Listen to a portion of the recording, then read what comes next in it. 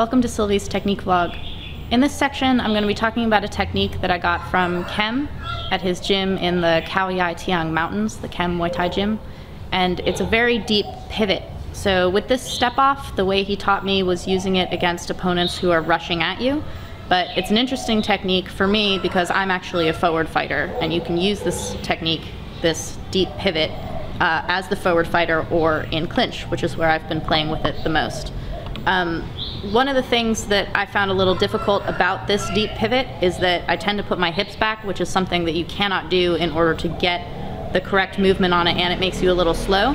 So you really want to make sure that you stand up really straight. So for people who want to try this technique, I recommend you just stand in one spot and try it straight away from kind of a standstill. You want to make sure that you're coming outside your opponent's stance.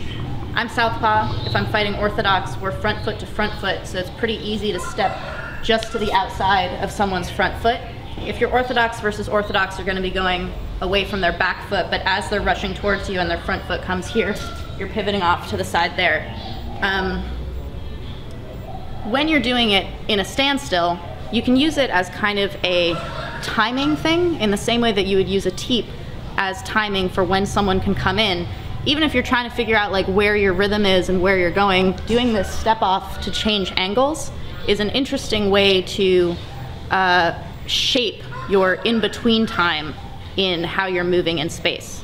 I'm going to talk more about this and show some examples of how I've been training it in my gym in the longer form of this video, which is going to be for my patrons. So if you're interested in seeing more about this, head on over to Patreon and you can check out the rest of the video there.